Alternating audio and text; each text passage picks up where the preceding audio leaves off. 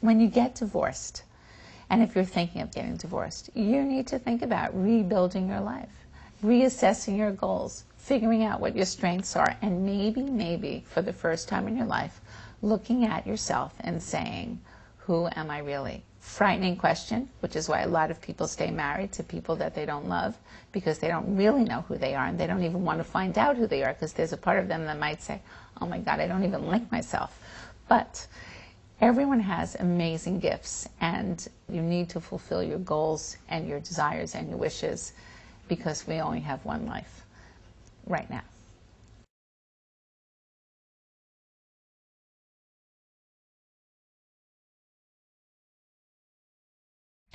If you've just gotten divorced and you have to figure out, how do I get my life back on track, because you feel totally stuck, and it's a frightening feeling. You wake up in the morning and you really just want to put the covers over your head and you want to stay in bed, and you don't really even know how to tell your friends that you're getting divorced, and you don't even know how to tell your parents that you want to get divorced, because they really think he's wonderful. And even if they don't think he's wonderful, they've been pretending that he's wonderful for so long, they have to have a whole new role too, so that actually everyone in your world now has to change their life to deal with your divorce. That's a very interesting concept, because it's like dominoes. Everything is going to shift, and it's going to be a major life shift. The first thing you need to do, which you should have done before you got divorced, but you could do it now and you have to do it now, is to create a safety net around you.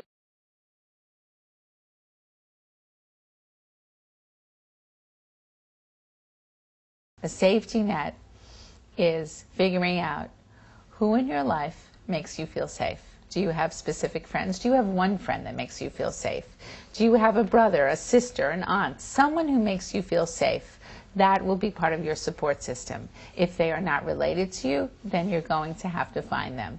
If they're friends that you need to take kind of out of storage because in your marriage you isolated yourself, you need to pick up the phone, and you need to really have a lot of moxie right now. You need to take control of your life, because maybe in your marriage you said to your husband, or your husband said to you, you want my arm? Take my arm. You want my leg? Take my leg. This is time for you now, whether it's a man or a woman, to take back all the parts that you've given away and to pull yourself together.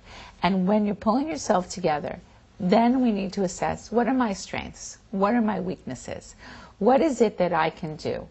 Who can I work for? Can I work for myself? What do I need to shift in my life? Who's going to help me with my children? So that you really need to create a world around yourself so that you could function and get through the day. And literally one day at a time, until you're flying through your days. And at some point, and then all of a sudden, you wake up one day and you go, oh my God, why didn't I do this 5 years ago? I feel so wonderful. I feel so free. I feel like the burden of the world is off my shoulders.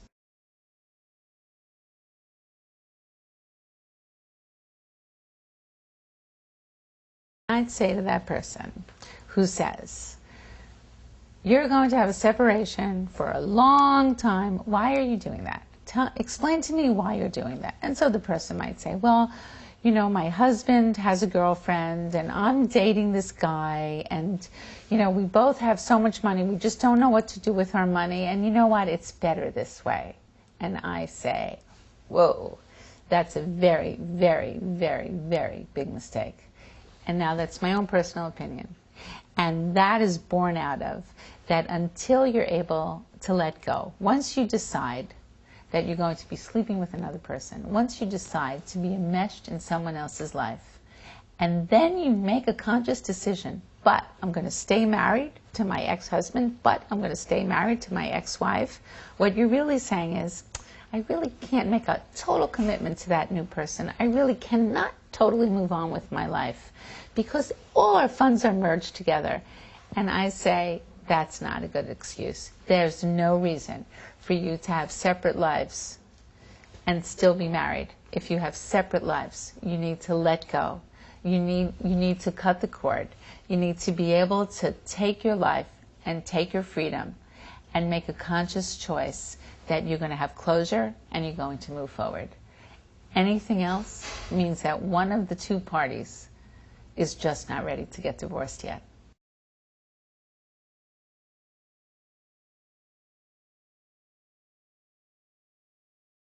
The impact of a long delay and not getting divorced is going to create a scenario where you're never really free and you're never really able to make a commitment to another individual, and you're doing something much more harmful. The impact is pretty critical down the road, and the impact is a little scary.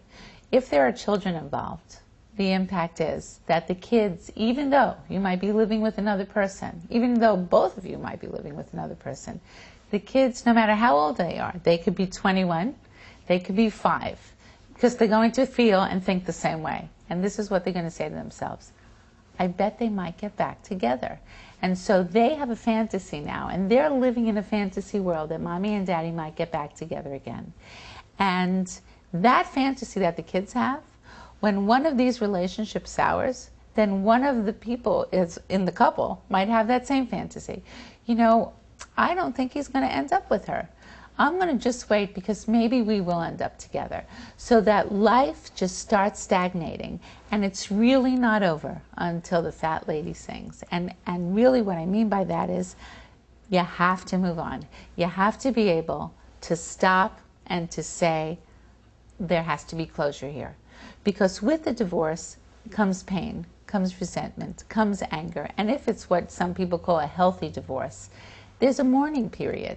And what happens in that mourning period? What happens if you're separated for 5 years, for 10 years, and then all of a sudden, one of the other couples says, you know what, I want to get married. And so now suddenly you have to run and get a divorce. The other person might not be ready for your divorce.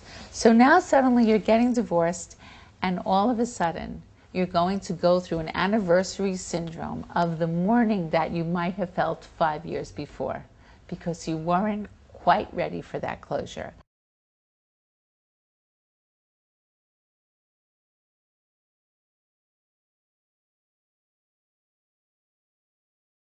What I'm suggesting is to have the closure when you know you're getting divorced, to do it, cut your losses.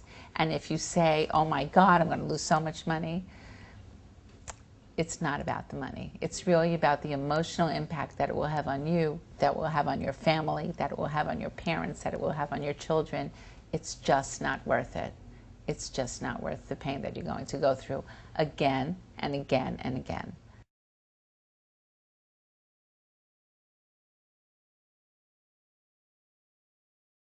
In Judaism, when someone you love dies, you're given a year of mourning. And there's a week, and then there's a month, and then there's a year. It's going to take at least a year for you to get through your feelings and to move on. You have to give yourself that year. And do not quickly marry the first person that you meet, because that person might just be filling your needs for that time before you've even learned who they are and who you are. So now you're really going to have to reassess your life. And I'm not kidding. It might be for the very first time in your life. You have to look at your life and say, who am I? What do I need to do to make my world better? And who are the people who I could surround myself with that could help me change? Big. It's big, big, big work.